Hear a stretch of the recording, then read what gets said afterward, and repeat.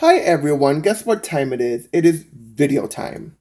Now, what I'm going to say is not a read, it's just an observation I've made, observations that I've made. I want to talk about one important value, not only in life, but in the performance life in general, just in life. That topic today is hygiene. That being said, some of you hoes that get booked Friday, Saturday, Sunday, Thursday, Monday, Tuesday, and have all these gigs, have been wearing the same pair of tights that you have owned since the 12 years that you've been doing drag. And never have you washed them. They have accumulated sweat. They've accumulated God knows what, dirt from the floor, stages and shit that you perform on. And you put it against your skin.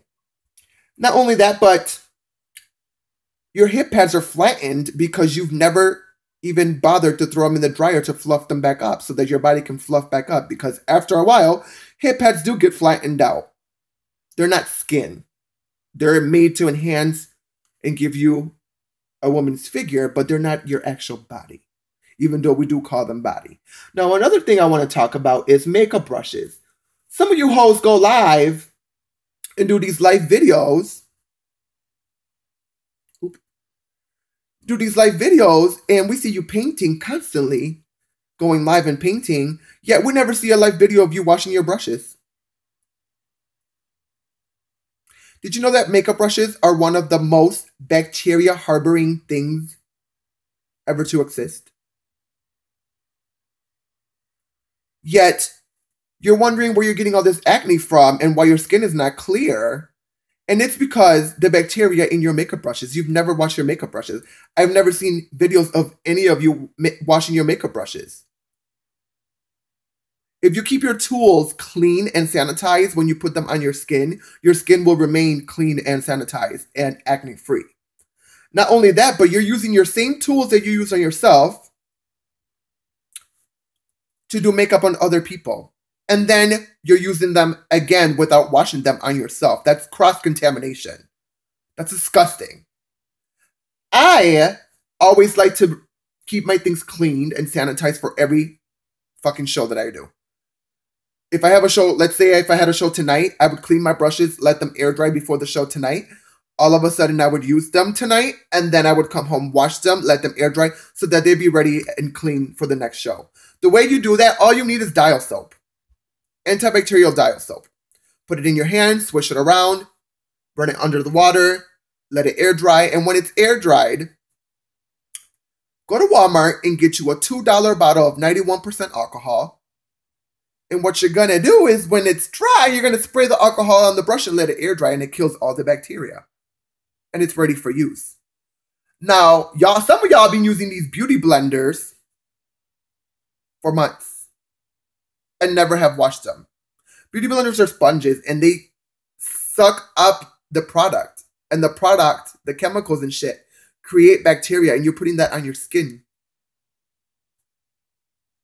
And I know that sometimes we feel like the more product buildup that's on the brush, the better the brush works. But in reality, the way makeup turns out depends on the person applying the makeup and their techniques and what they are capable of doing with the brushes and the sponges or whatever they're using. Because I'm not the best makeup artist in the world, but I can have Jada paint my face and I can look fucking amazing. And she can show me her techniques and I can try them on myself and not be anywhere near close, because what Jada can do, I can't do. Her techniques are her techniques, and that's the way that she applies her makeup. So I've also seen a lot of people paint other people, and you have to realize that it's very hard to paint people unless you're a professional makeup artist, because a lot of professional makeup artists study people's bodies, bone structures. Just because you do drag does not mean that you're a professional makeup artist. Now, that being said, I can use my makeup techniques on somebody else, and that person is either going to look exactly like me, or they're going to somehow you're going to see a lot of the techniques and features that I use on my own face because I only know how to do my own face. And just because the makeup looks amazing on me does not mean that it's going to look amazing on your bone structure, because I don't know your bone structure. I don't know how to work with your bone structure. A lot of y'all are painting other people and they're looking exactly like you or worse because it's a different bone structure. Like I said, not a read, just observations that I've made. Now, you also have to understand that we as entertainers are quote-unquote public figures, and you deal a lot with the public. People want to take your pictures, whether it's straight fish, gay fish, bisexual fish, transgendered fish, whoever. People always want to take your pictures with you after the shows. The first thing that people notice, and I'm telling you this because not that long ago I performed at a show, and I had sprayed myself with perfume before performing. And the first fucking thing one of the audience members yelled out during my number was, "Oh my God, you smell amazing!" People notice your scent. Your scent is part of your illusion. If you're a boy performer, you want to smell good, you want to smell manly. If you're a girl performer, you want to smell soft and fishy. It adds to the illusion that you're giving. It really does. It makes people more attracted to you. You don't want to be smelling like some nasty ball sweat or dirty wigs. And speaking about dirty wigs, like some of y'all are wearing the same wigs that you've had for years and never washed them. And they have glue and oil sheen. Oil sheen is horrible for wigs because wigs are made out of plastic. They're not real hair, so they cannot absorb the oils. They just sit there and build up. So stop using oil sheen on your wigs because they're not real hair. Now, back to talking about hygiene. People notice when you smell bad. They might not say shit, but they notice. I notice. Not only that, but when you speak to people in the dressing room and when you do your little meet and greets and shit after the shows, your breath comes into effect too. Brush your fucking teeth, pop up a mint or some gum or something because it's not flattering whatsoever. People notice these kinds of things. Now, that being said, just because you spray perfume on yourself does not mask the odor. We've all been in a boys' gym locker room when we were in high school before. And what happens? You smell like straight up gym socks and sweat and ass and balls and you name it, you say it. Smells like a locker room. Yeah, you have teenage boys in there spraying Axe body spray and all kinds of shit. And to mask the odor before they go to class and then you smell all their fucking body odor. Because when you mix funky ass smells with something that smells good and they mix, it makes it even worse. So stop trying to mask your odors by spraying shit on yourself. Take a fucking shower, wash your asses, wash your balls, wash your thighs, wash your crevices, whatever the fuck. Like, take a fucking shower. Make sure you smell good before your gigs and in general.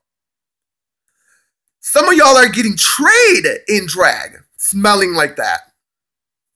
The fuck?